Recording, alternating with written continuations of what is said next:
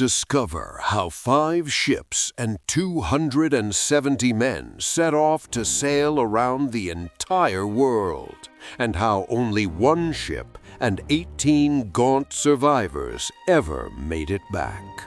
Chapter 1. The Man Who Changed Sides. Ferdinand Magellan was not supposed to be a Spanish hero. He was Portuguese, born around 1480 to a family of minor nobility in the rugged northern reaches of Portugal, a land that had already produced generations of navigators who mapped the African coastline and pioneered the sea route to India. From childhood, Magellan was shaped by a nation obsessed with the sea, a kingdom whose very identity was bound up in the discovery of what lay beyond the horizon. He entered the royal household as a page, receiving an education in navigation, cartography, mathematics, and the hard art of maritime command, skills that Portugal's expanding empire demanded of every man who aspired to serve it. He went to sea in earnest as a young man, serving on the Portuguese India fleets that were already rewriting the geography of the known world with every voyage they completed, pushing further into waters that no European navigator had previously charted. He was present at the siege of Malacca in 1511, one of the most strategically significant military operations of the entire age of exploration, when Alfonso de Albuquerque led Portuguese forces against the greatest commercial entrepot in Asia and seized control of the straits through which the spice trade of the entire Eastern world had to pass. Magellan fought in that campaign with evident distinction. He sailed onward to the Moluccas themselves, the remote volcanic archipelago in the eastern Indonesian seas that produced the cloves and nutmeg and mace that European merchants would pay almost any price to obtain. He had stood on those islands. He had breathed their air, heavy with the scent of clothes drying in the equatorial sun. He had handled the spice that drove the economics of Renaissance Europe, understanding with the intimate certainty that only direct experience can provide that whoever controlled the route to those islands controlled something approaching the financial nervous system of the known world. That knowledge became the obsession of his life, the burning, incandescent center around which every subsequent decision, wise and foolish, heroic and catastrophic, would revolve for the rest of his days. The Moluccas were not merely a destination, but the proof of a theory, the physical embodiment of a geographical argument that Magellan was constructing with the same rigor and precision he brought to celestial navigation. He knew where the islands were in relation to the east. He believed he knew where they must be in relation to the west. And he believed, with the total conviction of a man who has looked at the evidence from every angle and found it consistent, that there was a passage through the southern tip of South America that would allow a ship to reach the Moluccas by sailing west, the Spanish direction, rather than east, the Portuguese direction. He was not a man who held his knowledge lightly, nor a man who could be easily persuaded that what he had seen and understood was mistaken. The Portuguese crown had given him everything: training, experience, the opportunity to see the very islands he now proposed to reach from the other side, and then, through a combination of bureaucratic indifference and personal hostility, had refused to listen when he brought back the vision that experience had produced. The sea had made him, and the sea's secrets had given him a confidence that bordered on arrogance. That confidence would cost him his king, his nationality, his crew's loyalty, and eventually his life. In return, it would give him a place in history that no navigator before or since has matched. What Magellan did not know was how to navigate the treacherous currents of court politics with the same skill and intuition he brought to the sea lanes of Asia. His falling out with King Manuel I of Portugal was perhaps inevitable given the characters of both men. Magellan was a man of absolute convictions and zero patience for the courtly compromises required to maintain royal favor, while Manuel was a monarch at the height of his kingdom's power, surrounded by advisors who had little incentive to invest their credibility in a difficult navigator's grandiose proposals. The specific cause of the rupture has been debated by historians ever since. Disputes over pay and military pensions that Magellan believed he was owed for his service in Asia and North Africa.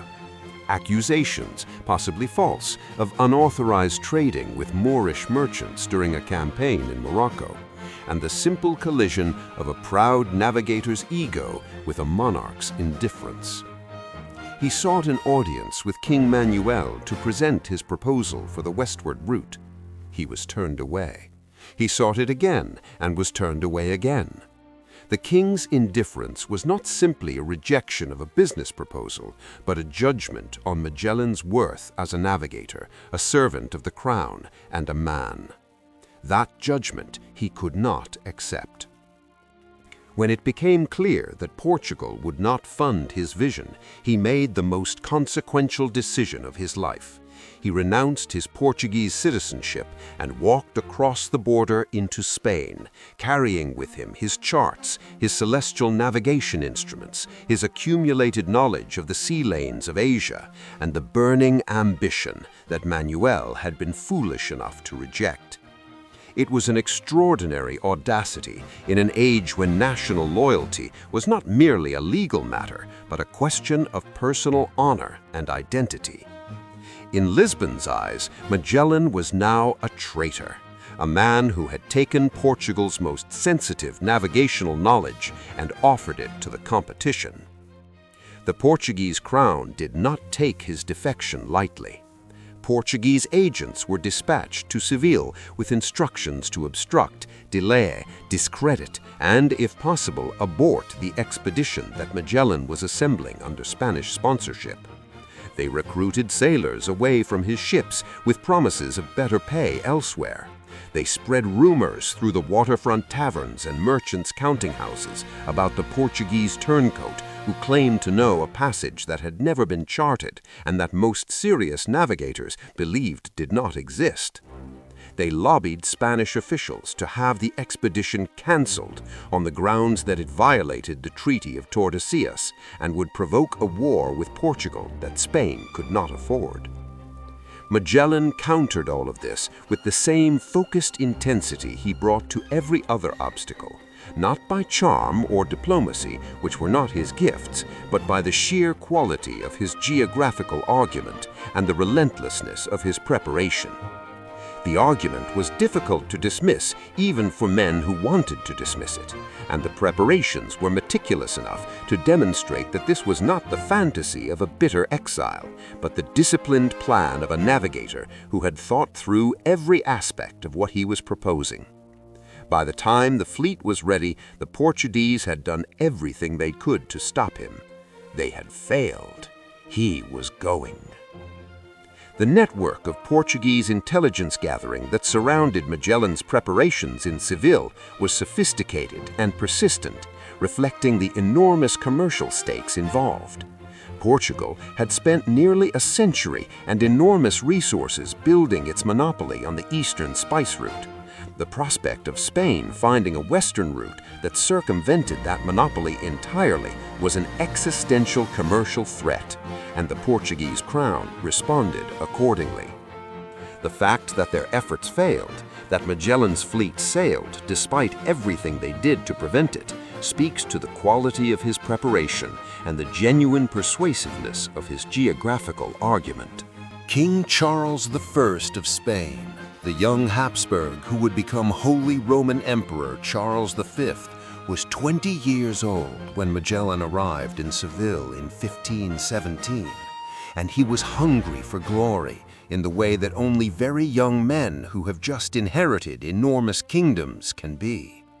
Spain had dispatched Columbus westward a generation earlier and had watched with increasing frustration as the lands he found turned out to be not Asia, but something else entirely. continents that blocked the route rather than opening it, rich in their own right, but not offering the spice trade that Portugal had captured by going east around Africa. The Treaty of Tordesillas, signed in 1494, had divided the unexplored world between Spain and Portugal along a line of longitude through the Atlantic, but it had not resolved the fundamental commercial problem, which was that Portugal controlled the established route to Asia and Spain did not. Magellan arrived with a proposition of stunning elegance. There was, he believed, a passage through the southern tip of South America, a strait connecting the Atlantic to a great western ocean. Sail through it, continue west across that ocean, and you would reach the Moluccas from the other side, the Spanish side, under the terms of Tordesillas. The Spice Islands, Magellan argued with the force of a man who had actually been there, rightfully belonged to Spain. They had merely been reached first by the wrong route. He intended to use the right one. The geographical argument was supported by charts and by Magellan's personal knowledge of the islands, and the legal argument that the Moluccas fell on the Spanish side of the Tordesillas line was sufficiently plausible to give a young king the cover he needed to authorize an enterprise that would obviously enrage Portugal.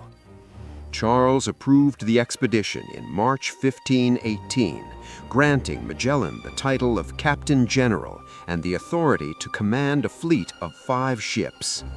The preparations took 18 months and were shadowed throughout by Portuguese interference and internal Spanish resentment. The Spanish officers assigned to command the other ships had not been given a choice, and they were not pleased.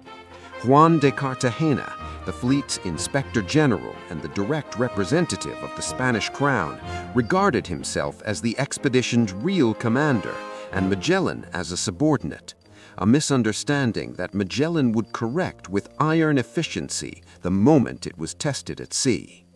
The other captains shared Cartagena's resentment to varying degrees, finding it humiliating to serve under a man who had recently been their king's enemy, sailing toward a strait their charts did not show, and that many of them privately believed did not exist. The logistical achievement of assembling the fleet at all, against the backdrop of Portuguese interference and Spanish internal politics, was itself remarkable.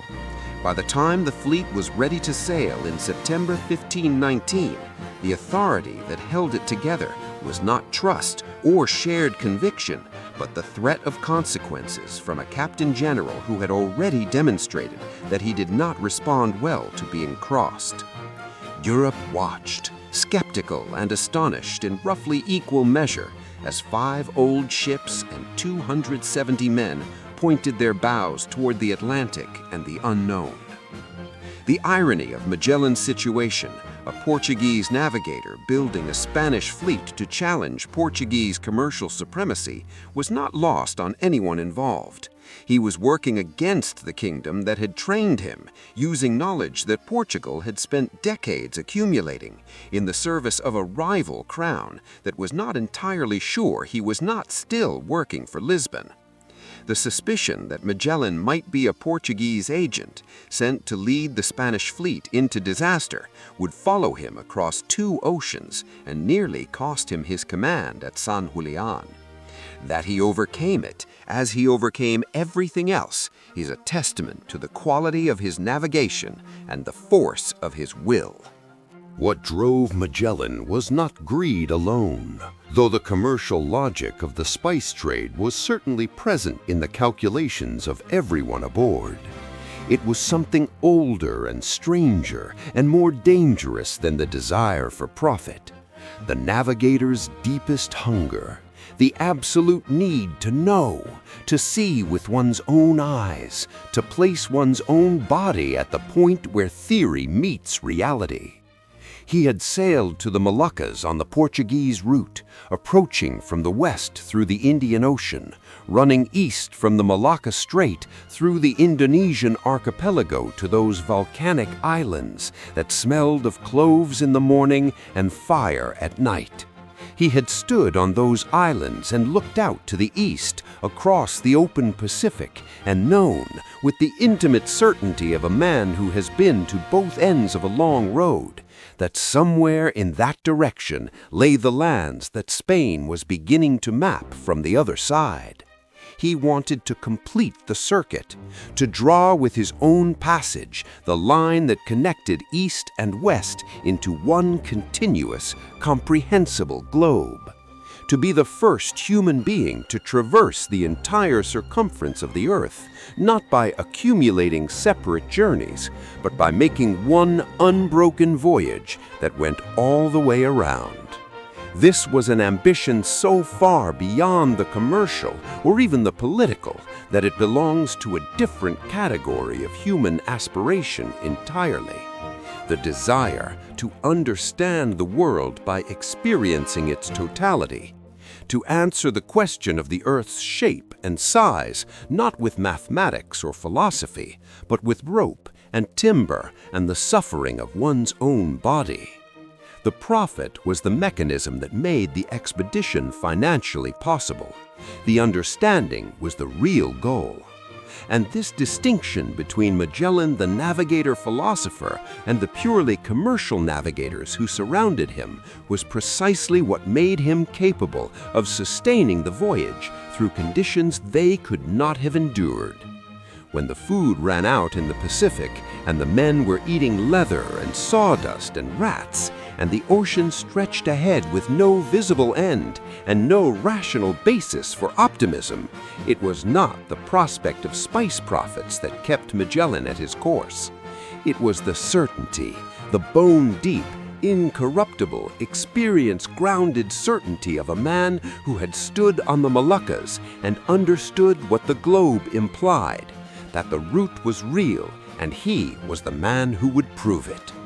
That certainty had already cost him his king, his nationality, and the loyalty of most of his officers.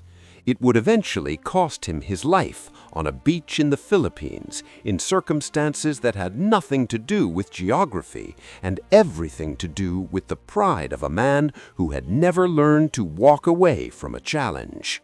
Whether the trade was worth it is not a question history can answer cleanly.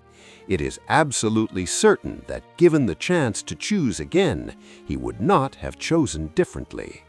The philosophical dimension of his ambition distinguished him from the commercial navigators who surrounded him, and ultimately explains both his greatness and his death. The commercial navigators made rational decisions in rational circumstances. Magellan was not making rational decisions. He was pursuing an understanding that had the character of a religious imperative, the need to know the shape of the world by experiencing its entirety, regardless of the cost. The voyage was not something that happened to Ferdinand Magellan. It was something he had been constructing since the day he first understood what the view from the Moluccas implied about the geometry of the world. The bone-deep, incorruptible understanding that the route existed and that he was the man who would prove it. Chapter 2. The Armada of the 5 Ships. The fleet that departed Sanlúcar de Barrameda on September 20th, 1519, was simultaneously magnificent and inadequate, a paradox that defined the entire enterprise from the moment the ships caught the wind off the Spanish coast and turned their bows south. 5 vessels, the Trinidad at 110 tons, Magellan's flagship, her timbers already showing the age and wear that would plague her across 2 oceans. The San Antonio at 120 tons, the largest ship, carrying the greatest share of provisions whose loss would prove catastrophic. The Concepcion at 90 tons, the Victoria at 85 tons, sleek and well-handled, destined to be the only vessel to complete the voyage, and the tiny Santiago at 75 tons, which would not survive the first year.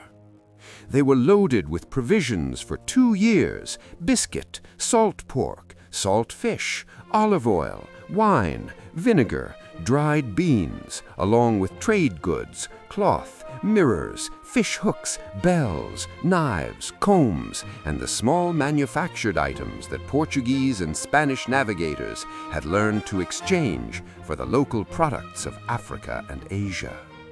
The crew of approximately 270 men represented the full cosmopolitan world of Iberian sea trade, Spanish and Portuguese at the core, supplemented by Italians, Greeks, an Englishman named Andrew of Bristol, Frenchmen, North Africans, and men of mixed heritage whose individual stories are largely lost.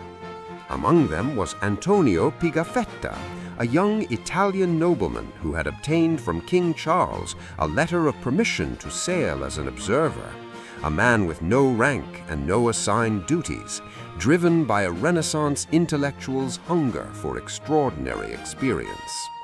Pigafetta would see more extraordinary things than he could have imagined when he signed on, and his journal would become the primary record through which the circumnavigation has come down to history. Also among the crew was Enrique of Malacca, Magellan's personal Malay servant, who had traveled from the Moluccas to Portugal years earlier and now sailed westward toward the world he came from. Enrique carried within his presence the most remarkable geographical irony of the entire voyage. If the expedition succeeded in reaching the Philippines, where Malay languages were spoken, he would have circumnavigated the globe before any European had the right to claim that achievement for themselves. The provisions loaded at Sanlúcar were calculated on the assumption that the voyage would take approximately 2 years. That assumption turned out to be wrong by more than a year, and the miscalculation would not become apparent until the ships were already in the Pacific with no way to remedy it.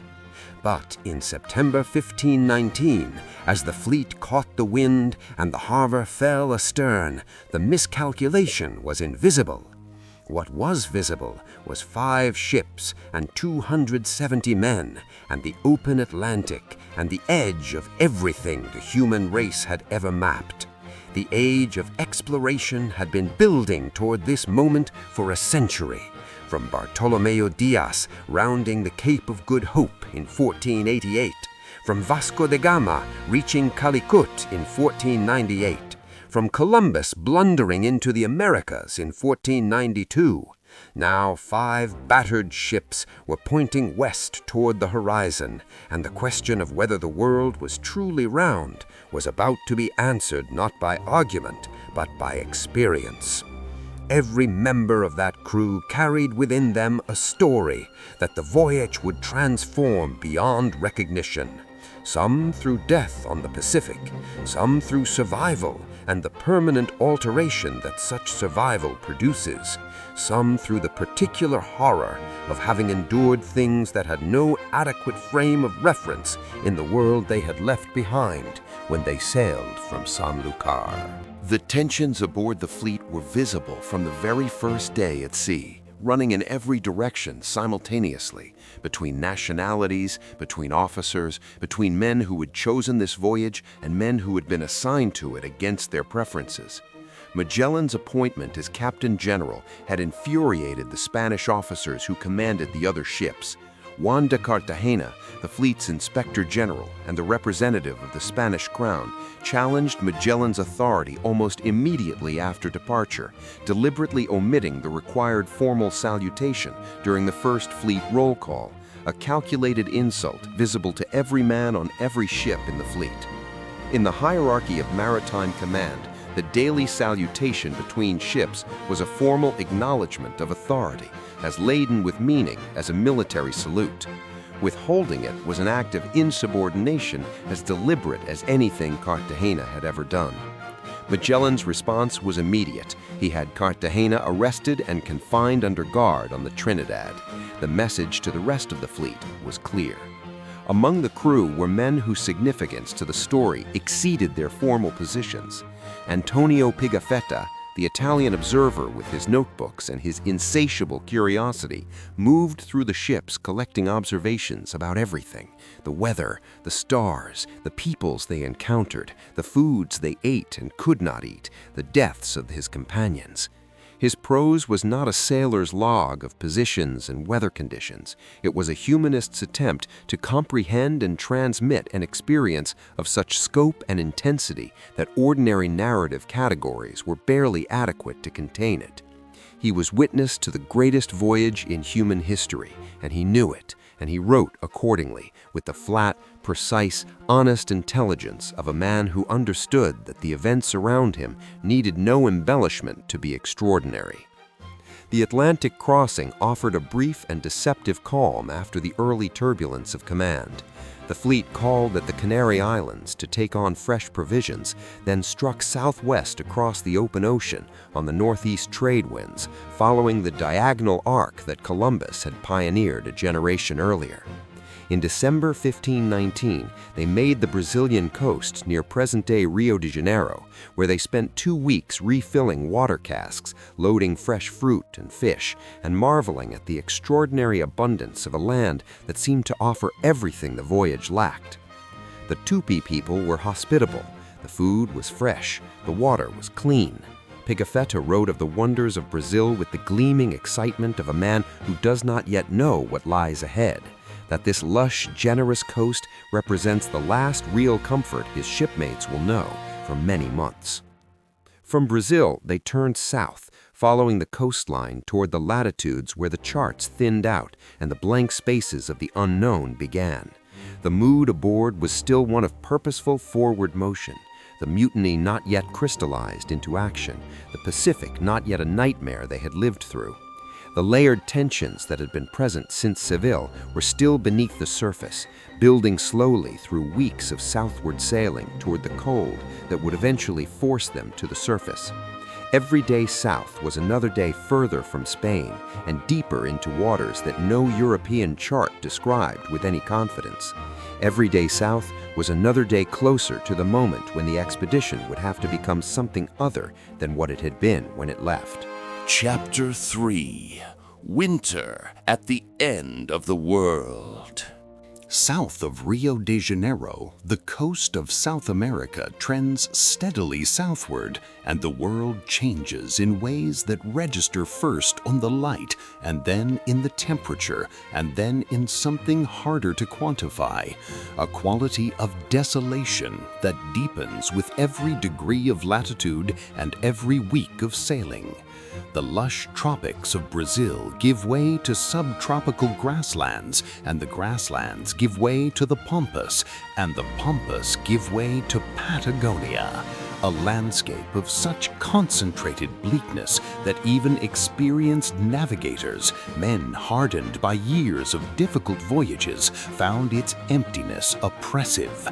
The coast offered nothing, no sheltered harbors easily found, no fresh water obtained without effort, no wood for repairs, and no opening in its long, unbroken cliff face that looked like the passage to another ocean. The great estuary of the Rio de la Plata briefly raised hopes high enough to hurt when they collapsed. The entrance was wide enough and the initial depth sufficient to suggest that this might be the strait, and several of the officers pressed the argument with the urgency of men who wanted a reason to stop sailing south. But the fresh water flooding from its mouth betrayed it as a river. There was no passage here, only the combined outflow of 2 great South American rivers. They continued south. Every promising indentation repeated the same pattern: initial hope, patient investigation, bitter disappointment. Bays that might have been inlets proved to have muddy bottoms and fresh water. Channels that might have led to the Pacific twisted inland and ended against rock.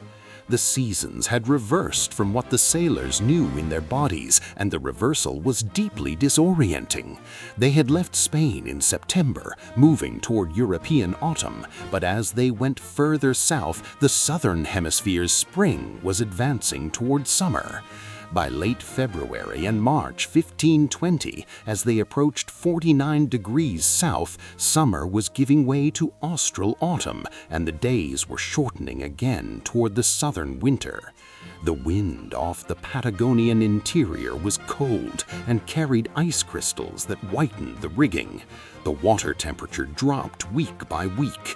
By the time the fleet reached the Bay of San Julián in late March 1520, the cold was genuine and the days were short, and the decision to winter here, to stop, reduce rations, and wait for the austral spring before pushing further south was the decision of a commander who understood both the arithmetic of remaining provisions and the impossibility of navigating unknown waters in the worst months of a southern winter. His officers understood the arithmetic too. They understood it differently.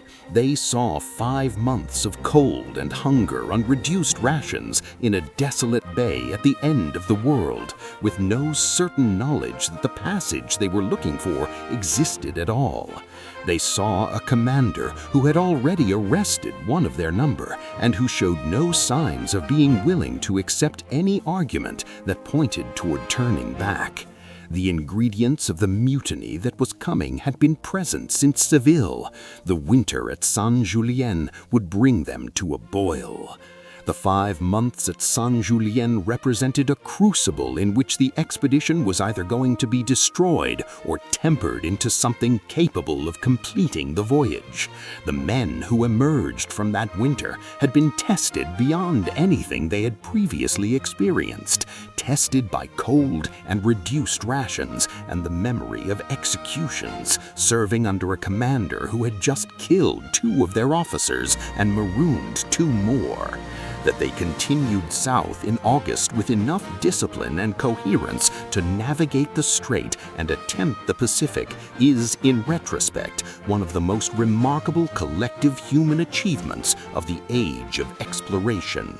Easter Sunday, 1520, dawned cold and still over San Julián Bay. The kind of Patagonian morning when the air bites hard and the surface of the anchorage lies flat as hammered pewter under a sky of uncertain light. While the officers gathered for the religious observance, 3 of Magellan's 5 captains, Cartagena of the San Antonio, who had been under arrest since the fleet's 2nd week at sea and recently released, Quesada of the Concepcion and Mendoza of the Victoria, executed the plan they had been building through months of cold and resentment. In the early morning hours, armed men loyal to the conspirators moved through 3 of the ships. By the time the sun was well up, only the Trinidad and the tiny Santiago remained in Magellan's hands. The mutineers sent a boat to the flagship with their terms, abandoned the quest for the passage, and returned to Spain. Magellan's response was violent, immediate, and surgical. He sent a small boat to the Victoria under the pretext of delivering a letter to Mendoza, concealing within the delegation his trusted captain, Espinosa, with a knife hidden in his clothing. When Mendoza read the letter and refused to comply, Espinosa killed him on the spot. The Victoria was retaken before the remaining mutineers could organize a coherent defense.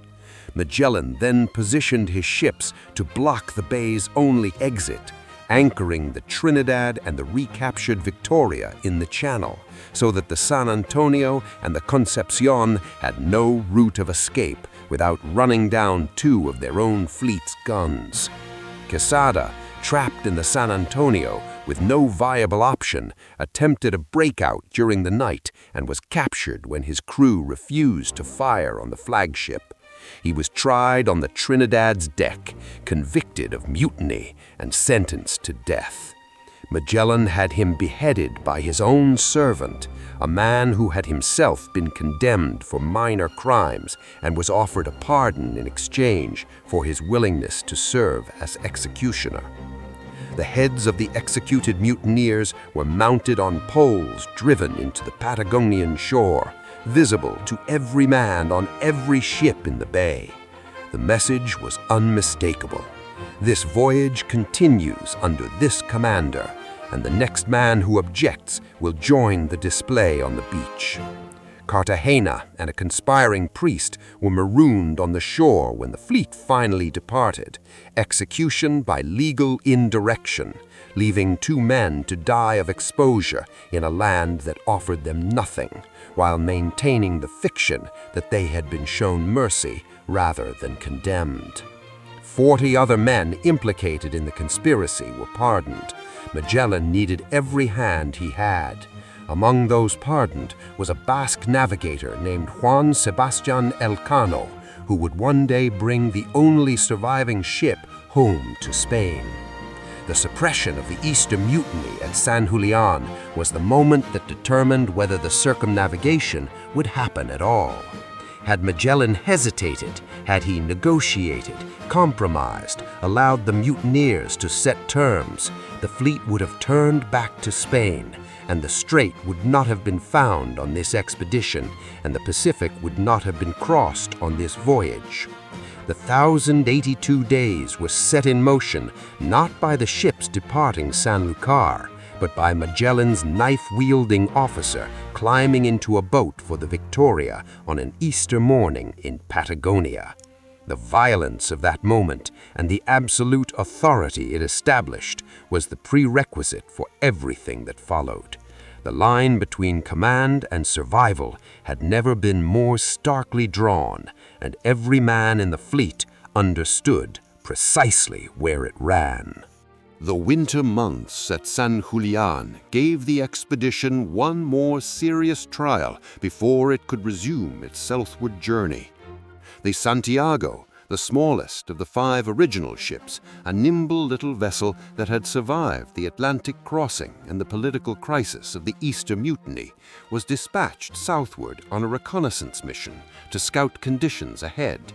She was caught at the mouth of the Santa Cruz River by a sudden and violent storm, driven onto the shore and wrecked beyond any possibility of recovery. Her crew of 37 men survived the wreck by the narrowest of margins, clinging to whatever floated in the surf and fighting their way through the breakers to a hostile shore. 2 of them then made the agonizing overland journey back to San Julián on foot through Patagonian winter to report the disaster and guide a rescue party to the survivors. They made it. A rescue mission brought the Santiago's crew back to the main anchorage. The fleet was now 4 ships, and Magellan had lost another vessel he could not replace. The winter at San Julián stretched from March through August 1520, 5 months of cold and reduced rations and the psychological weight of an enterprise that had already consumed a ship and executed 2 officers. What the men had in abundance was time to think, to doubt, to wonder whether the passage ahead existed and whether 3 ships and their depleted crews could find and navigate it. Those who believed in the voyage held to Magellan's certainty as their only anchor.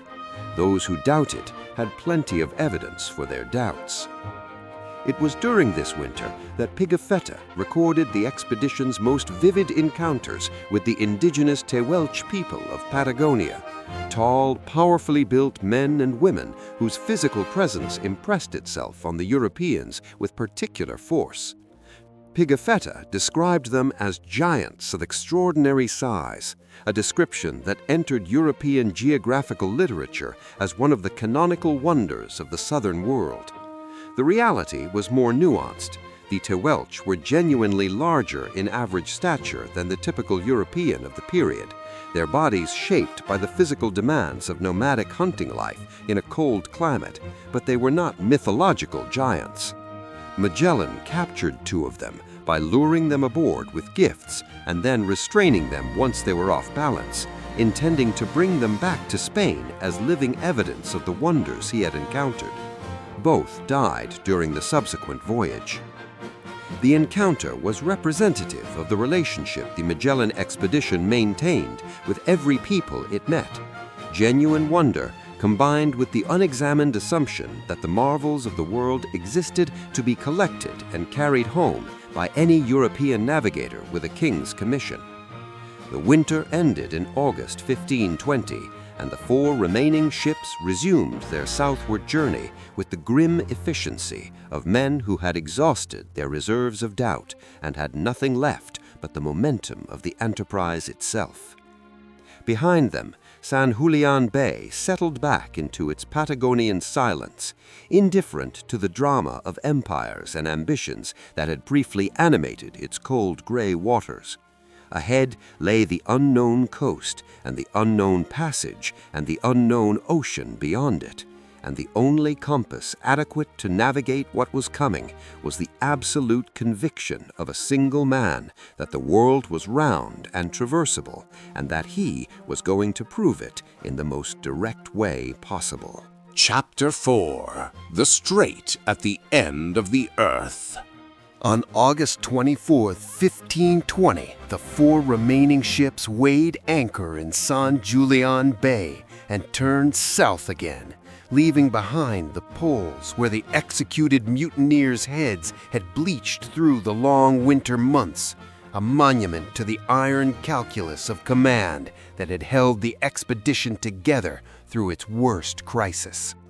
The mood aboard was that particular combination of grim resolution and suppressed dread that characterizes the resumption of a dangerous enterprise after a period of enforced waiting. The men were not refreshed. 5 months of cold and reduced rations and the memory of executions had not restored what the Atlantic crossing had depleted. But they were moving again, which was better than standing still. The fleet paused for several weeks at the Santa Cruz River to take on water and wood and make final preparations, and then in October the ships pushed further south into latitudes that no chart showed and no navigator had previously described. Magellan's faith in the existence of the passage was, by this point, an act of will so pure it had passed beyond rational calculation into something closer to religious conviction. Every piece of geographical intelligence he had assembled pointed to a strait somewhere in these latitudes. The charts were imprecise and contradictory, the intelligence fragmentary and often self-serving, and the navigators who had sailed the South American coast had never penetrated this far south. But Magellan had been to the Moluccas from the east. He had seen the eastern face of Asia. He knew with the certainty of a man who had built his entire professional life on the premise that if the earth was round, and it was round, the celestial navigation proved it daily, there had to be a way through. He would find it because it had to be there. On October 21st, 1520, the feast day of St. Ursula, a lookout spotted a narrow opening in the coastline at approximately 52 degrees south latitude. It did not look promising. The entrance was narrow, the water opaque under a gray sky, the opening no more obviously significant than a dozen other disappointments the fleet had investigated along the way south.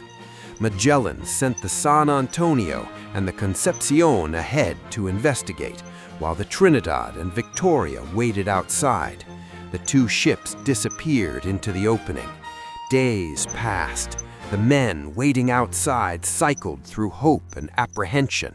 When the 2 scouts returned, their officers were on deck and shouting before the ships were close enough for voices to carry clearly, and something about their posture and their urgency communicated the answer before any words were intelligible. The water was salt throughout the passage. The channel ran deep and continued westward. Every branch they had explored showed salt water and strong tidal currents that could only come from an ocean connection. After more than a year of searching through mutiny and starvation and the loss of a ship, the passage was real. Magellan, by every account, wept. The discovery of the strait on October 21st, 1520, was the vindication of everything Magellan had sacrificed to reach this moment: his nationality, his king's favor, his officers' loyalty, and 2 ships, the passage that his captains had called imaginary, that the Portuguese agents in Seville had insisted did not exist. It was here, at 52 degrees south latitude, exactly where Magellan had believed it would be. The particular quality of his triumph in that moment is one of the most vivid in the history of exploration, and Pigafetta's account of it preserves something of its emotional texture even through the distance of 5 centuries. The passage of the Strait of Magellan took 38 days, from October 21st to November 28, 1520, and every one of those days was a navigational ordeal unlike anything the sailors had previously experienced. The strait is approximately 350 miles long, threading through a landscape of such savage grandeur that even the most exhausted sailors found themselves reaching for language to describe it. The mountains of Tierra del Fuego, the land of fire, so named for the burning torches of the indigenous Huascar and Selknam peoples, whose fires flickered on the shores through the perpetual cold darkness, rose on both sides of the channel in walls of granite and glacial ice, whose peaks disappeared into cloud banks that seemed to have been stationary since the beginning of the world. The glaciers that sheeted their lower slopes carved occasional walls of ice into the channels, and the channels themselves ran through a maze of islands and branching passages that seemed designed to confuse a navigator who had no chart and no pilot with local knowledge. The tidal currents that flow through the strait are among the most powerful and unpredictable on Earth. A ship running with a favorable tide can make excellent progress through the channels. The same ship caught by a tide reversal in a narrow passage with rocks on both sides can find herself being swept backward faster than her sails can counteract. The weather changed without warning, as it always does in those latitudes. A clear morning could become a full gale within hours, bringing walls of spray and the penetrating cold of the Southern Ocean in the early southern summer. Lines froze on the belaying pins, deck surfaces glazed with ice. Men who were already weakened by months of inadequate food were required to perform the most demanding physical labor of seamanship in the worst possible conditions. And yet, despite the fear and the cold and the perpetual threat of shipwreck in utterly uncharted waters, there was something in the strait that struck even the most suffering sailors as extraordinary. Pigafetta wrote of it as one of the great wonders of creation, a place of such concentrated beauty and menace that it defied ordinary categories of description. The burning torches on the shores at night, the mountains catching the light at angles that made them look sculpted rather than natural, the violence of the tidal currents and the sudden stillness of the protected inner channels. Those who survived the passage carried the memory of it for the rest of their lives as the defining image of the voyage, the end of the world, and beyond it, a door opening onto something still larger and stranger. The fires on the shores of Tierra del Fuego were the campfires of people who had lived in these channels for thousands of years, the Huascar and Selknam, maritime and terrestrial peoples who had developed cultures of extraordinary ingenuity adapted to one of the most challenging environments on Earth.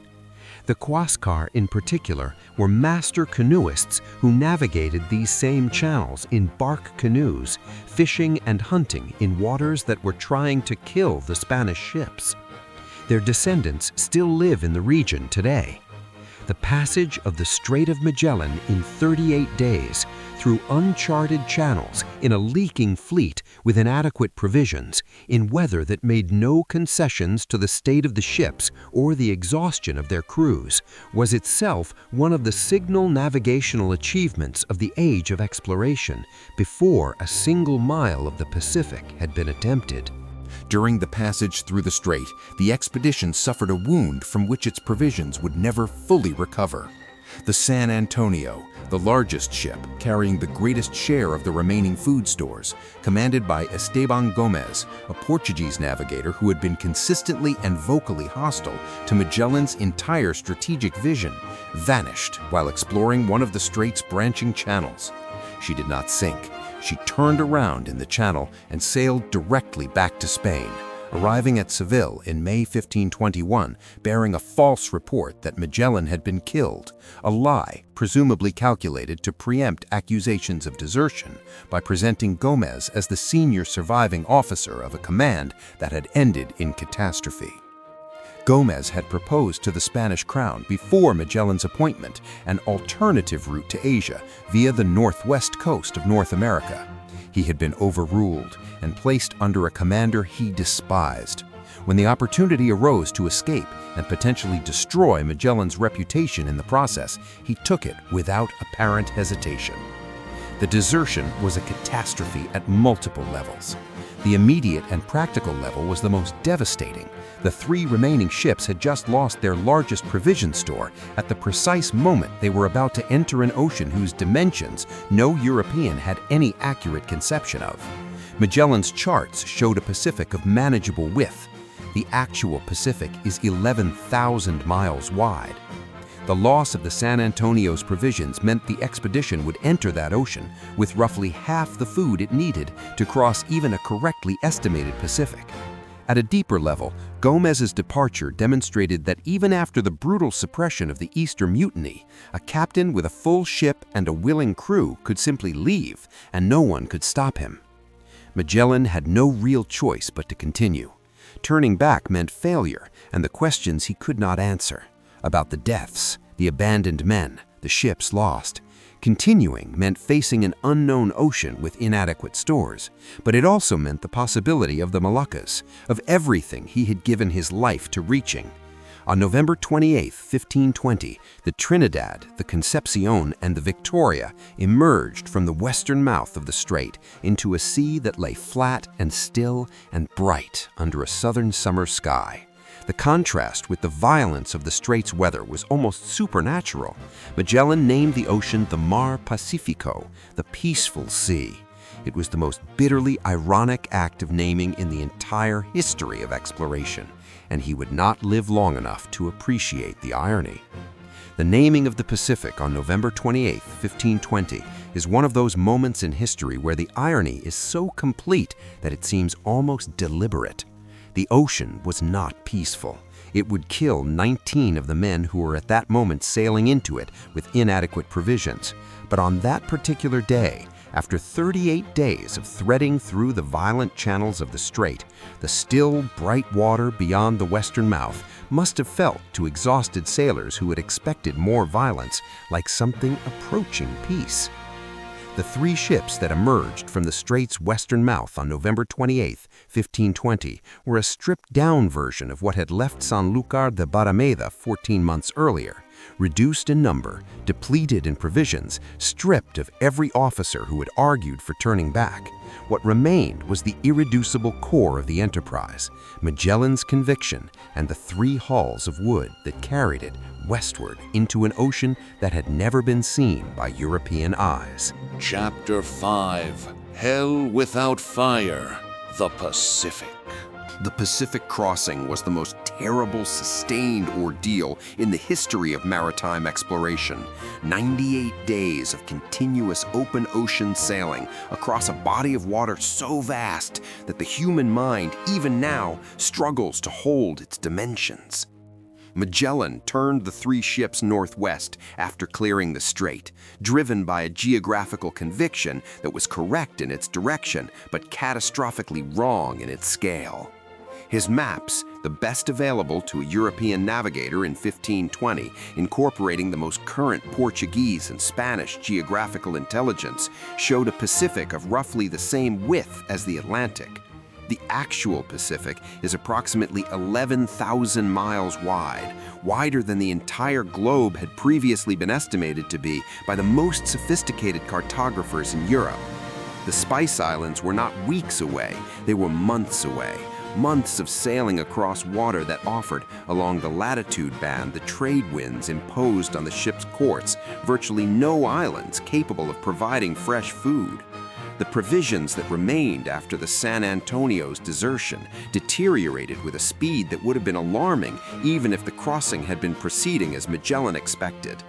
The ship's biscuit, the caloric foundation of the sailors' diet, broke down into a foul powder infested with weevil grubs and mouse droppings, a substance so repulsive that Pigafetta reports the men eating it in the dark to avoid seeing what they were consuming. The salt meat began to putrefy in the tropical heat, the barrels developing the unmistakable smell of protein breakdown. The fresh water in the casks turned yellow and then green, growing a slimy coating of algae that the sailors drank through anyway, because thirst is less particular than disgust. When the official provisions were exhausted, the men turned to the rigging's oxhide chafing gear, soaking it in seawater for days to soften the leather, then roasting whatever resulted and gnawing whatever nutrition could be extracted. Rats hunted with passionate intensity through the ship's dark holds, sold among the crewmen for half a ducat each, a price that tells the entire story of the desperation aboard those 3 ships moving northwest across an ocean that showed no sign of ending. 2 small uninhabited atolls were sighted during the crossing. Pigafetta calls them the Unfortunate Islands, burning moments of hope that collapsed into despair when their barrenness became apparent as the ships drew near. No fresh water, no food in adequate quantity, no material improvement possible in the catastrophic nutritional state of the crew. The ocean resumed its indifferent horizontal enormity. Day after day, week after week, the same trade winds and the same flat horizon and the same unchanging arithmetic of starvation. The men who survived those 98 days were not the same men who had entered the Pacific. The psychological dimension of the Pacific crossing was as devastating as the physical. The ocean was not merely large in the way that any ocean is large. It was large in a way that seemed to contradict the basic premises of navigation. A navigator's confidence rests on the belief that the world has a known size, that distances can be calculated, that the horizon conceals things that are there, even when they cannot be seen. The Pacific destroyed those premises systematically, replacing them with the terrifying possibility that the ocean did not end, that Magellan had sailed west into a void that was genuinely boundless. The men who did not die of scurvy and starvation were killed in a different way by that possibility. Those who survived were the ones who continued to believe, in the face of all contrary evidence, that the ocean had a western shore. Scurvy arrived with the particular horror of a disease that works through the body's accumulated investment in its own previous health, a creeping assault on fundamental cellular chemistry that the 16th century had no understanding of and no treatment for, beyond the empirical observation that men who ate fresh food recovered and men who did not eventually died. Gums darkened and swelled until they engulfed the teeth, turning spongy and painful, bleeding spontaneously. Teeth loosened in their sockets and fell out into the hands of men who reached to check them. Joints ached with a deep bone pain that made any movement an act of will. Old wounds that had healed years before reopened without injury as the collagen knitting them shut dissolved under the body's nutritional bankruptcy. The characteristic smell of advanced scurvy pervaded the lower decks, a sweet, fetid corruption rising from bodies whose cellular chemistry was failing at the most fundamental level, an odor that everyone who encountered it in confined spaces never forgot. Men who had survived the Strait of Magellan, who had endured the Patagonian winter and the loss of 2 ships, now lay on the deck in the Pacific sun, unable to walk, watching the horizon for a landfall that showed no inclination to appear. The dead mounted slowly and steadily. Not the dramatic casualties of storm or battle, but the quiet, inexorable attrition of a disease that takes its time and leaves its victims in the worst possible condition to resist it. By the time the fleet reached Guam on March 6, 1521, 19 men had died. Most of the survivors were so severely weakened that the minimum crew required to work the sails and pumps had been reduced to the point where any further casualties might have rendered the ships unnavigable. The emptiness of the Pacific, day after day of nothing but flat ocean and the same trade wind and the same impossible horizon, was experienced by the crew as something approaching madness. The ocean was so large, it seemed to contradict the geometry of the globe they were supposed to be circumnavigating. Magellan maintained his course by navigational conviction alone, refusing to turn north toward the Spanish colonies of Mexico, pressing west and northwest toward islands he was increasingly alone in believing existed. Pigafetta's account of those 98 days remains one of the most remarkable passages in exploration literature, not because it dramatizes the suffering with rhetorical flourish, but because it documents it with the flat, exhausted precision of a man who had lived through it and emerged permanently altered. The navigational achievement of holding a course across the Pacific for 98 days, maintaining discipline and direction on 3 ships with a dying crew, finding Guam at approximately the position that Magellan's calculations predicted, without GPS or radio or any means of checking position against external reference, is one of the great feats of dead-reckoning navigation in the history of maritime exploration. Magellan was wrong about the ocean's size. He was right about its direction. He held his course through conditions that would have broken most navigators, using instruments and methods that were limited even by the standards of his era, and he arrived at inhabited land within a few degrees of where his calculations said land should be. The suffering of those 98 days does not diminish that achievement. It is that achievement's permanent context. At Guam on March 6, 1521, they found people at last, the Chamorro, a confident maritime people who came out to the incoming ships in their extraordinary outrigger sailing canoes, vessels of such refined hydrodynamic design that they could sail circles around the Spanish ships even in light winds. The Chamorro were not intimidated by the newcomers and had no concept of European property conventions. They helped themselves with cheerful efficiency to oars, rope, a small boat, tools, and whatever else was not physically defended, disappearing back toward shore before the half-starved, barely mobile Spanish sailors could mount any effective response. It was the behavior of people accustomed to the gift-exchange economics of Micronesian maritime trade, in which taking freely and giving freely were both expressions of social relationship. It was not how Magellan read the situation.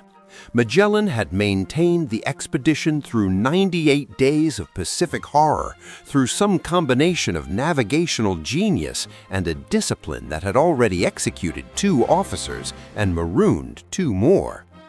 He led a punitive raid ashore, burning houses and killing Chamorro men in an action whose military proportionality bore no relationship to any rational calculation of the fleet's interests. He recovered the stolen boat. He named the island Isla de los Ladrones, Island of Thieves, reducing a sophisticated maritime people to the single characteristic that had enraged him on one particular morning. Then he loaded the ships with coconuts, fresh fruit, sweet potatoes, and clean water, the desperately needed provisions that would allow the surviving crew to begin recovering from the scurvy and near starvation that had brought them to the edge of complete physical collapse.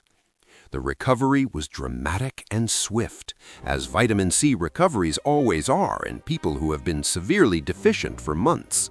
Men who had been lying immobile on deck were sitting up within days. Men who were unable to grip a line were working the rigging within a week. The body's hunger for what it had been denied was satisfied with a biological urgency that seemed almost miraculous to men who had watched their companions die for lack of exactly this. They continued westward. The Philippines rose out of the Pacific horizon on March 16, 1521. New islands, new peoples, new possibilities, and one more catastrophe that would take the voyagers' commander and change everything that followed. The departure from Guam and the arrival at the Philippines 10 days later completed the Pacific crossing that had nearly destroyed the expedition. The 98-day ordeal across the world's largest ocean had cost 19 lives, had reduced the crew to walking skeletons, had tested the structural integrity of 3 ships that were never designed for such a passage, and had consumed provisions that could not be replaced. What it had also done was prove conclusively and beyond any further argument the true dimensions of the Pacific Ocean. No subsequent European navigator who read Pigafetta's account could mistake the scale of what awaited them on a westward Pacific crossing. The knowledge came at an enormous price, but it was knowledge that changed the map of the world permanently. The knowledge that the Pacific crossing had produced, the true scale of the ocean, the location of Guam and the Mariana Islands, the existence of the Philippine archipelago at a distance accurately predicted by Magellan's celestial navigation, was knowledge that would shape every subsequent European engagement with the Pacific world for generations. The expedition had paid for that knowledge with 19 lives. The world received it as the most expensive and most valuable geographical discovery of the age. Chapter 6. The Battle of Mactan.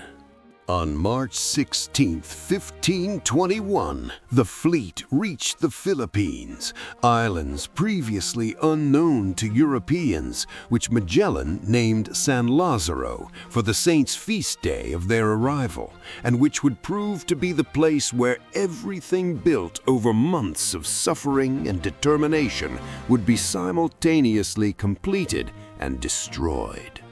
The initial reception was warm, facilitated enormously by a stroke of linguistic fortune. Henri of Malacca, Magellan's Malay servant, found that his native language was mutually intelligible with the Visayan spoken in the central Philippines. The connection revealed something the Europeans were beginning to understand about the world they had entered, that the maritime peoples of island Southeast Asia were connected by networks of trade and shared language that predated European contact by centuries and extended across an ocean that Europe had only just discovered existed. Magellan had arrived at a world already in complex motion. The Philippines were not isolated peoples awaiting European organizing intelligence. They were sophisticated societies connected to the trade routes of China, Java, and the Malay world, with their own systems of authority and alliance that had been developing for generations. Magellan seems to have understood almost none of this, or to have found it irrelevant. What he saw in the Philippines was an opportunity, not primarily commercial, not primarily navigational, but political and spiritual on a scale that no previous moment in his career had offered him. He began converting local chieftains to Christianity with an evangelical intensity that went far beyond any reasonable interpretation of his mandate from King Charles, who had authorized a commercial expedition, not a missionary campaign. He forged an alliance with Raja Humabon of Cebu, the most powerful local ruler he encountered, positioning himself as Humabon's military patron and champion. He oversaw elaborate baptism ceremonies for hundreds of Filipinos, erecting crosses on hills overlooking the settlements he visited, establishing the visual markers of Christian territorial claim in a landscape that had never seen a cross before. He demanded that chieftains who had not yet submitted to Humabon do so now, under the implied threat of Spanish military support. For 3 weeks in April 1521, Magellan was living the vision that had driven him from Lisbon to Seville to the end of the world, not just finding the route, but transforming what lay at the end of it. It was the most ambitious thing he had ever attempted. The 3 weeks that Magellan spent in the Philippines building his alliance with Humabon and baptizing converts represented the most politically ambitious undertaking of his entire career, and the most reckless. He was extending the expedition's presence far beyond any commercial or navigational necessity, burning time and political capital that the voyage's survival required him to preserve, and making himself personally responsible for the enforcement of a regional political order that he had neither the forces nor the authority to sustain. His refusal to accept Lapu-Lapu's defiance of that order, his insistence on making a military example of the one chieftain who would not submit, was not a strategic decision. It was a refusal to accept defeat in a project that had become, for reasons that are not entirely clear now, a matter of personal honor. That refusal and the battle at Mactan that it produced was the price that the voyage paid for Magellan's inability to distinguish between the mission he had been sent to accomplish and the personal honor he had decided in the Philippines was also at stake. The world gained its circumnavigation at the cost of its circumnavigator. On the morning of April 27th, 1521, Ferdinand Magellan waded into the shallow water off the beach at Mactan with approximately 49 men at his back and a decision in his mind that would end his life before the morning was over. He had refused the assistance of Raja Humabon's warriors. This was to be a demonstration of European military superiority, and he did not want the lesson complicated by the participation of Filipino allies whose contribution to any victory would be difficult to attribute to Christian power alone. It was a decision that made sense within the internal logic of Magellan's project in the Philippines.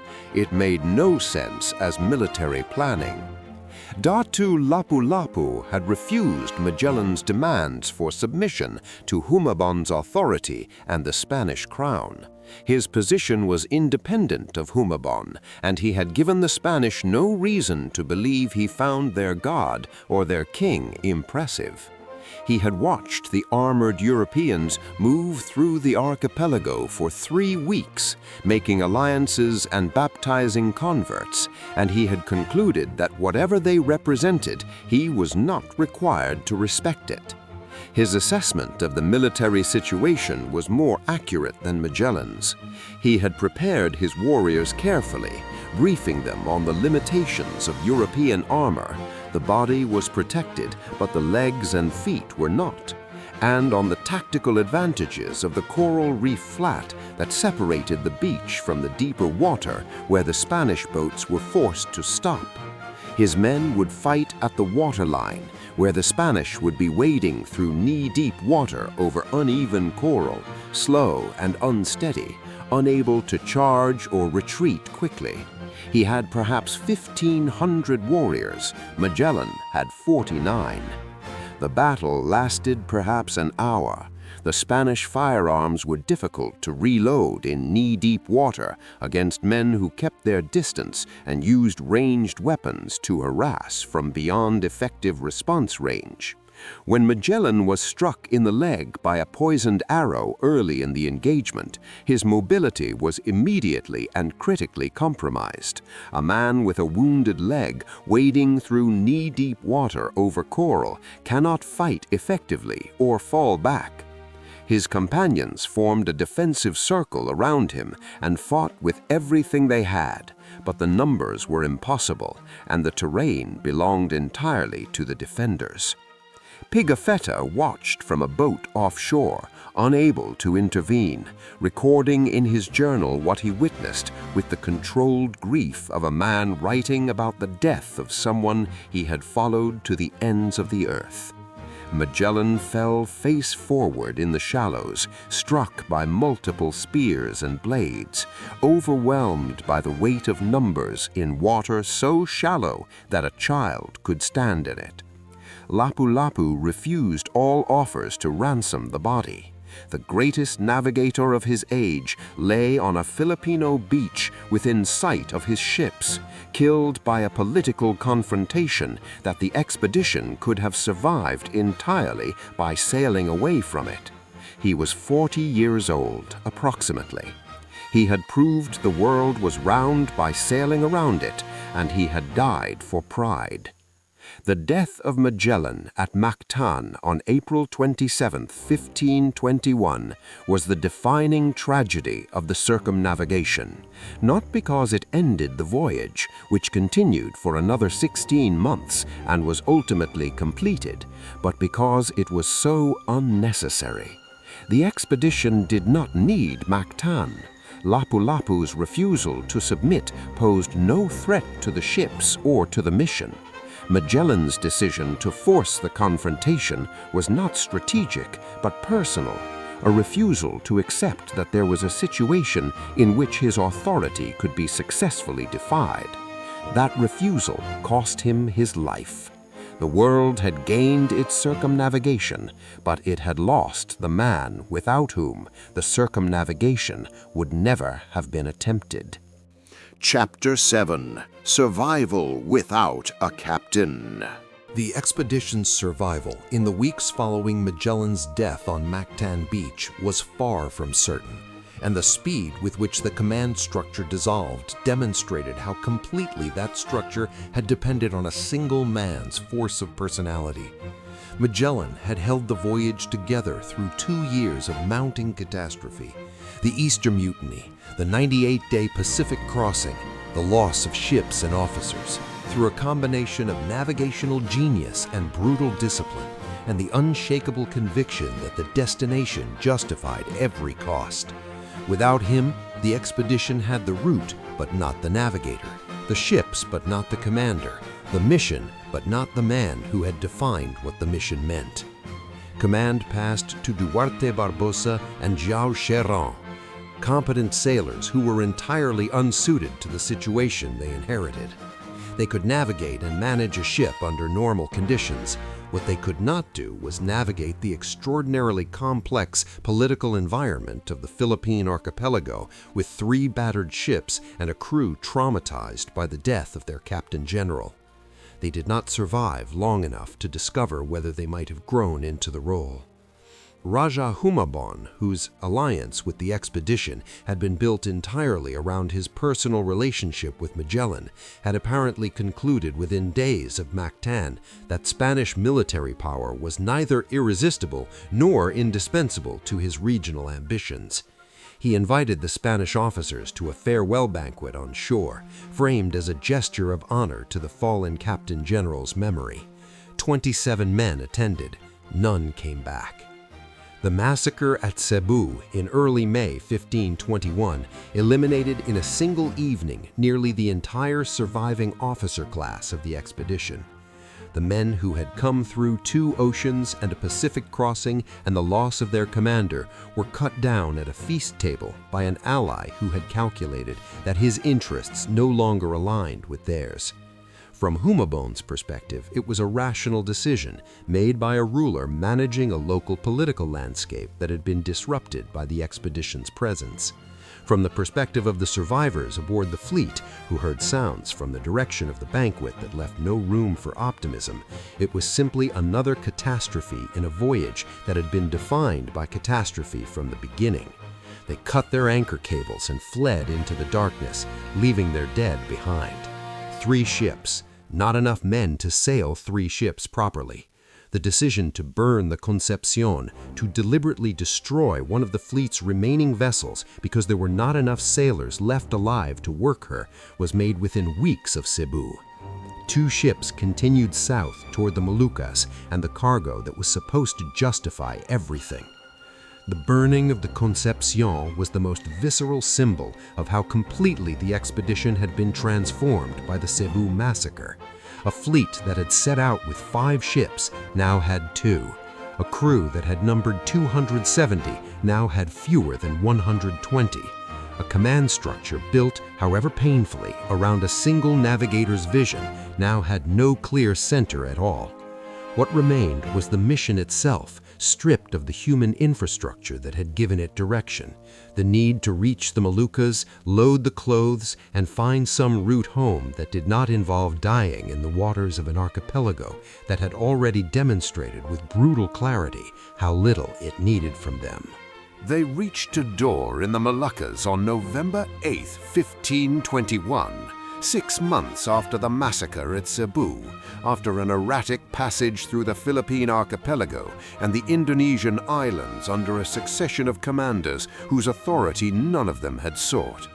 The Spice Islands, the destination that had driven Magellan's defection from Portugal, the commercial goal that was supposed to justify everything the expedition had cost in lives and suffering and years. The islands of the Moluccas are a small volcanic archipelago in the Maluku Sea, steep-sided peaks rising dramatically from deep water, their slopes covered in clove trees whose fragrance carried far offshore, their harbors busy with the proas and junks of regional trade networks that connected them to the markets of Java, China, and eventually, through chains of intermediary exchange, to the merchants of Lisbon and Seville. The survivors arrived at Tidor as supplicants at the altar of their own ambition, depleted, reduced in number from 270 to fewer than 120, their ships in poor condition, their command structure a provisional arrangement held together by exhaustion rather than authority. The loading of cloves proceeded with urgent efficiency. The cargo they were accumulating was the most valuable material on Earth by weight. Ounce for ounce, cloves in the Seville market were worth more than gold, and the hold of a single ship filled with them represented a commercial return that could justify, by the cold mathematics of the spice trade, any amount of investment and any number of deaths. The men who loaded those sacks understood the arithmetic exactly. They had paid for this cargo in a currency not counted in ducats, but in the lives of more than 150 men who had left Sanlúcar de Barrameda 2 years earlier and had not lived to see what their deaths had purchased. Elcano, Juan Sebastián Elcano of Getaria in the Basque country, who had been involved in the San Julián mutiny and been pardoned, who had survived the Pacific and the Philippines and every subsequent catastrophe, who had arrived at the position of commander of the Victoria through the elimination of nearly everyone above him in the hierarchy, made the decision that would complete the circumnavigation. The Trinidad was too leaky for the long ocean passage without major repairs. She would remain at Tidor while the Victoria sailed for Spain. On December 21, 1521, the Victoria set sail from the Spice Islands with 47 Europeans and several Moluccan men aboard, her hold full of cloves, her commander setting a course west across the Indian Ocean toward a home that was more than 10,000 miles away.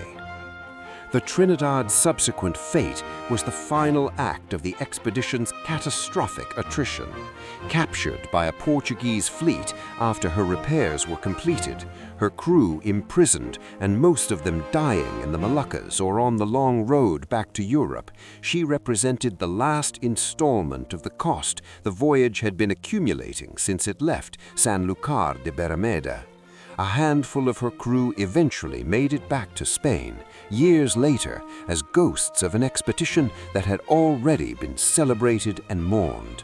Their stories were absorbed into the larger narrative of the circumnavigation, their suffering subsumed by the triumph of the 18 men who came home on the Victoria. The Victoria's departure from Tidor on December 21, 1521, with her hold full of cloves and her crew of 47 men, was the beginning of the last act of the circumnavigation, the act that would bring the entire extraordinary enterprise to its conclusion and give it the shape by which history would know it. One ship, one hold full of spice, and the long arc of ocean between the Spice Islands and the harbor of Sanlúcar de Barrameda. Chapter 8. Elcano's Ocean. Juan Sebastián Elcano's decision to sail west, across the Indian Ocean and around the Cape of Good Hope, rather than east back through the Pacific, demonstrated a strategic intelligence that his subsequent reputation as merely Magellan's posthumous stand-in has consistently undervalued. The eastward route would have meant retracing 7,000 miles of the Pacific crossing that had already killed 19 men in a single ship with a compromised hull and a crew reduced by months of attrition to barely the minimum required to work the sails, sailing against the trade winds that had carried them west, back through the Strait of Magellan and up the South American coast to Spain. The westward route was Portuguese territory, dangerous for a Spanish ship under any interpretation of the Treaty of Tordesillas, patrolled by Portuguese naval vessels whose captains had standing orders to intercept and seize any Spanish ships operating in Asian waters. But it was shorter, better understood in its general features by European navigators, and offered at least the theoretical possibility of resupply if the situation became critical. There was also a consideration that Elcano may have understood more clearly than anyone else aboard. The westward route was the route that would complete the circumnavigation in the strict sense. The Victoria had already sailed west from Spain to the Pacific by way of the Strait of Magellan, then crossed the Pacific to the Philippines and down through the Indonesian archipelago to the Moluccas. If she now sailed west across the Indian Ocean, rounded the Cape of Good Hope into the South Atlantic, and followed the African coast north to Spain, she would have gone all the way around the world, completing the circuit that Magellan had begun and died before finishing. Whatever else had been lost, the men, the ships, the commander, that would be preserved. The Indian Ocean crossing was another ordeal of slow attrition, different in character from the Pacific, but no less deadly in its cumulative toll. The Pacific killed by starvation and scurvy in an ocean with almost no islands. The Indian Ocean killed by the accumulated exhaustion of men who had been at sea for over 2 years, whose bodies were damaged beyond what ordinary rest and food could fully repair, who were being asked to make one more enormous ocean passage in a leaking ship with inadequate provisions. Elcano pushed the Victoria far south of the normal Portuguese shipping lanes, sailing through cold and violent waters well below the route the Diaz and da Gama had pioneered, hoping to stay below Portuguese patrol coverage. It was a route that added distance and exposed the ship to some of the most dangerous ocean conditions in the world, but it was safer than interception. Men continued to die. The ship leaked continuously. The pumps worked by hands that barely had strength to grip the handles. The hold full of cloves sitting in bilge water that rose a little higher with each passing week. The Victoria's condition when she left Tidor was that of a ship that had been sailing for 2 years in waters ranging from the tropics to the sub-Antarctic, inadequately maintained throughout. There were never enough hands or materials for proper maintenance, and was now being asked to make one final ocean crossing in a hull that was leaking more every week.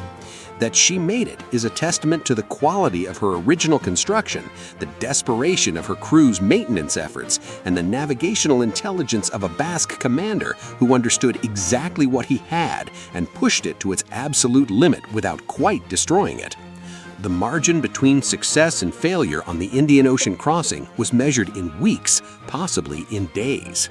The Cape of Good Hope, rounded by the Victoria in May 1522, nearly 6 months after leaving Tidor, was the southernmost point of the entire circumnavigation and the geographical hinge on which the return to Spain turned. The Cape has always been more than a navigational waypoint. It is the southern terminus of the African continent, the point beyond which the Indian Ocean becomes the South Atlantic, and the long curve of the African coastline begins its northward arc toward the Mediterranean and the world the sailors had left 3 years before. For the Victoria's surviving crew, rounding the Cape meant crossing a threshold from the unknown and deadly into the merely dangerous and familiar.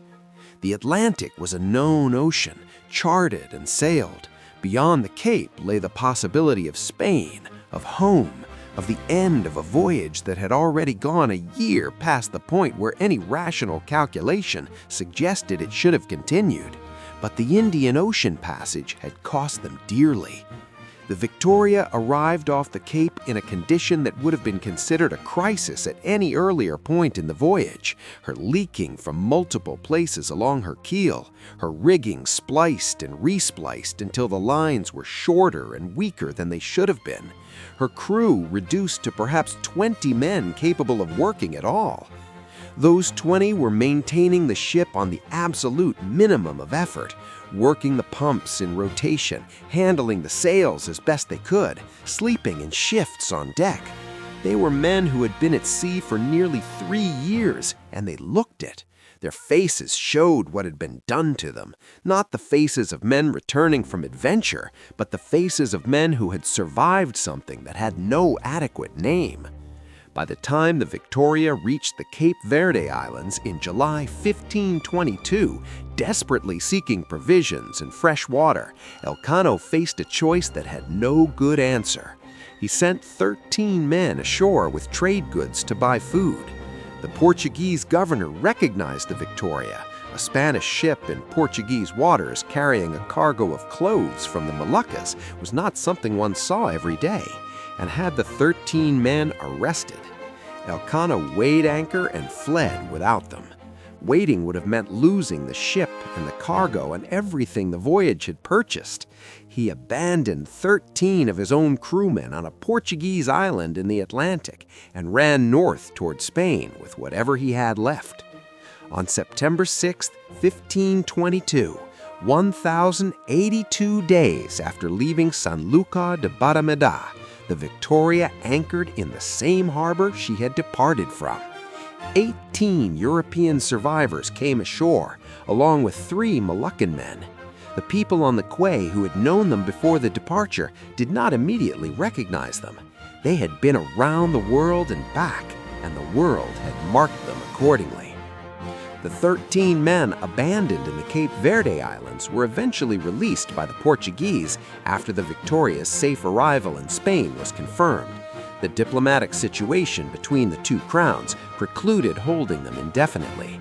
Several of them made it back to Seville, where they rejoined the surviving 18 and completed, in the most literal bureaucratic sense, the roster of the circumnavigation survivors.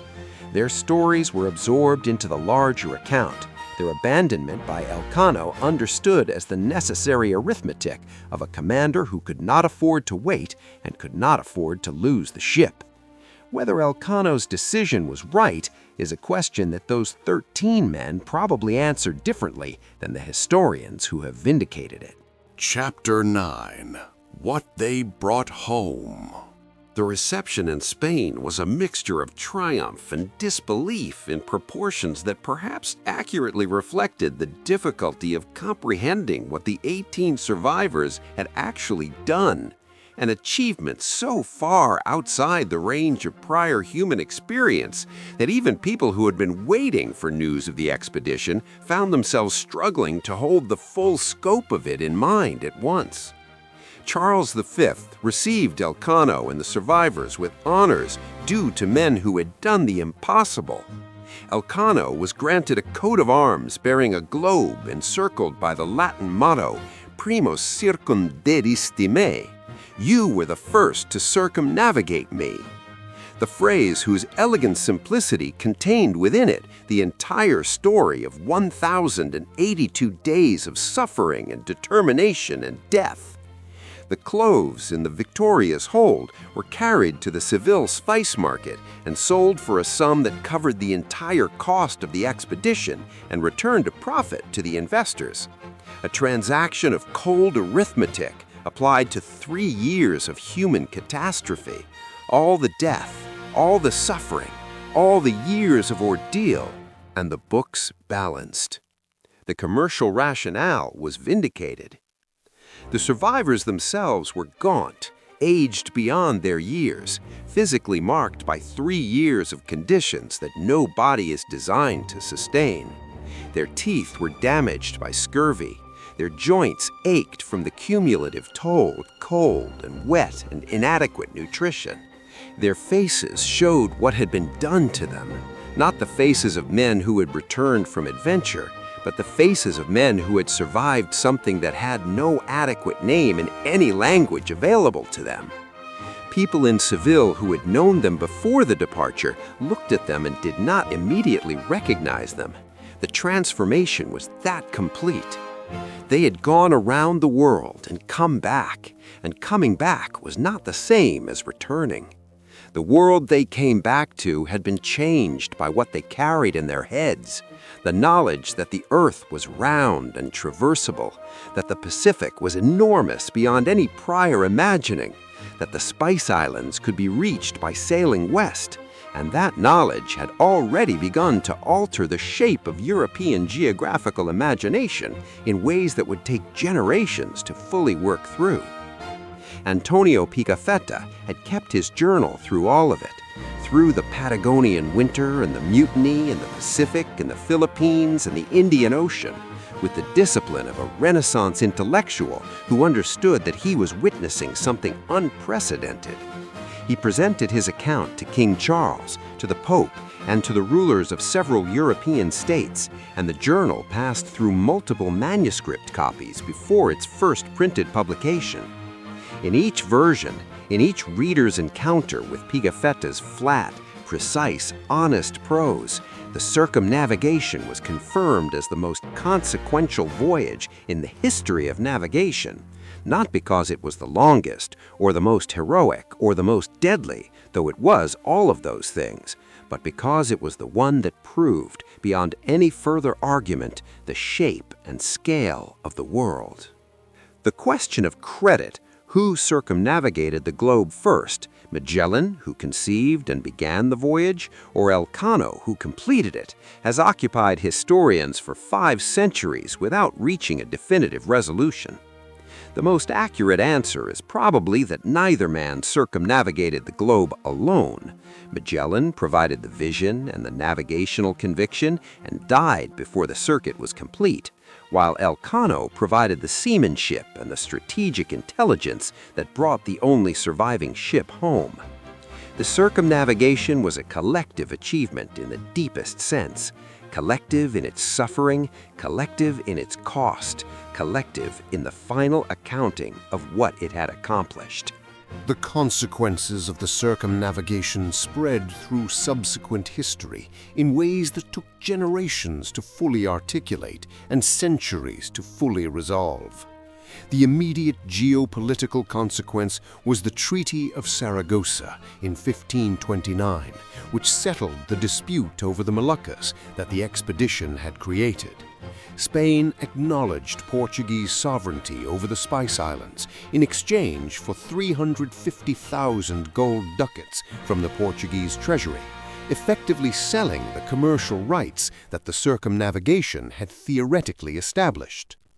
It was a transaction that might seem to render the entire enterprise futile, but that misses the larger significance of what had been accomplished.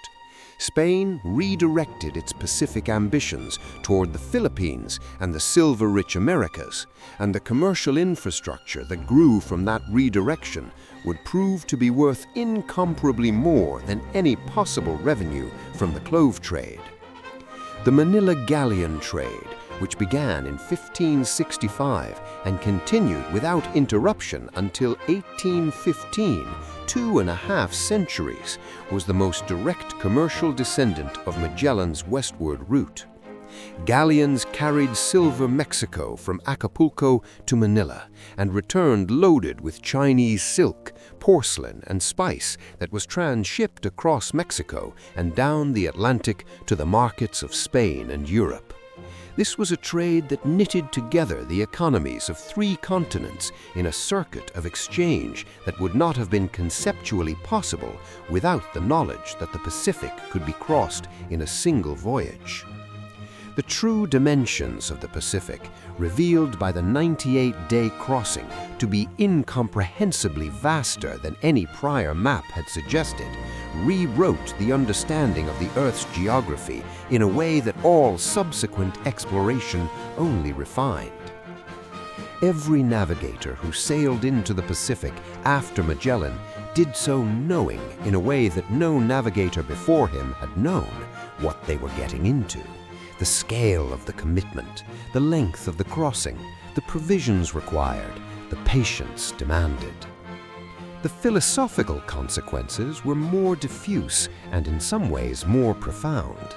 The circumnavigation demonstrated in the most direct possible way that the Earth was a single, continuous space, that east and west were not opposing directions pointing towards separate worlds, but 2 directions in which one could set out and ultimately arrive at the same place. The unity of the globe, which scholars and philosophers had argued from theory and mathematics, was now a physical reality that could be pointed to and described by men who had done it. The world was proved one, not in the sense of ending its divisions, but in the sense of proving its coherence as a single traversable space.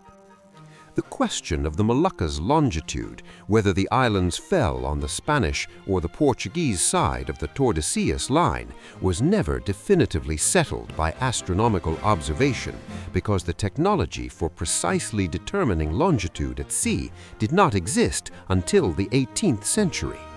The Treaty of Saragossa was a pragmatic acknowledgement that the legal question would never be resolved to everyone's satisfaction, and that a cash payment was a more reliable way to end the dispute than further argument. Spain got its money, Portugal kept its islands, the spice trade continued to flow east, and the Pacific remained for another generation the particular domain of Spanish navigators who had inherited the route that Magellan had proved existed. The Lost Day, the strangest and most philosophically vertiginous finding of the entire circumnavigation, surfaced only when the victorious survivors compared their ship's log to the calendars maintained in Spain during the 3 years of their absence. The officers and sailors aboard the Victoria had kept their count of days with the same scrupulous care they gave to position fixes and weather observations and the recording of deaths. They had not missed a day or doubled one. Their calendar was an honest and continuous record of the time that had passed since leaving Sanlúcar de Barrameda. And yet, when they presented their count to the authorities in Spain, the discrepancy was undeniable. The ship's log showed 1 day fewer than the calendar in Spain. The circumnavigators had lost a day somewhere in 3 years of sailing without anyone aboard ever noticing its absence. The explanation, worked out by scholars and navigators in the months following the victorious return, was a glimpse of truths about the relationship between motion through space and the experience of time that would not be fully formalized for another 3 centuries. The Earth rotates from west to east, causing the sun to appear to move from east to west. A ship sailing continuously west, as the Victoria had done all the way around the globe, sails in the same direction as the apparent motion of the sun, spending fractionally more time in each time zone than a stationary observer does, experiencing fractionally longer days. Accumulated across 3 years and 42,000 miles of westward sailing, these fractions added up to 1 full day, a day not lost but distributed across the entire voyage in increments too small to perceive, the slow arithmetic of a rotating planet manifesting as a calendar anomaly that no previous human experience had exposed. Of the 5 ships that had sailed from Sanlúcar de Barrameda in September 1519, 1 came home. Of the 270 men who had set out, 18 returned to Spain. The man whose vision had made the voyage possible lay on a beach in the Philippines, his body never recovered, his name eventually given to the strait at the bottom of the world through which his ships had passed.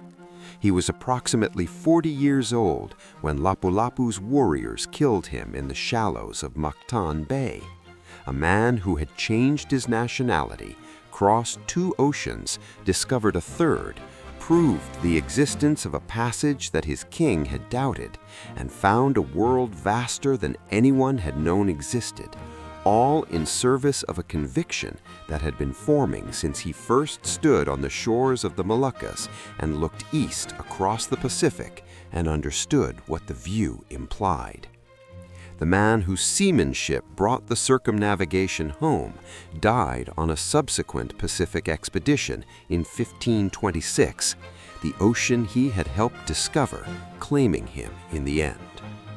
The dateline problem that the circumnavigation exposed would not be formally resolved until the international dateline was established by convention in 1884. 3.5 centuries after the victorious return. In the interim, the anomaly remained a curiosity that navigators and scholars returned to periodically, a philosophical puzzle about the relationship between the experience of time and the geometry of a rotating sphere. For the survivors of the circumnavigation themselves, the lost day was probably the least of their concerns. They had been around the world. They had seen things that no European had seen before them. They had proved the shape of creation with their own suffering and their own seamanship, and they had come home to tell about it. The lost day was simply the world's receipt for the journey, its confirmation that they had gone all the way around.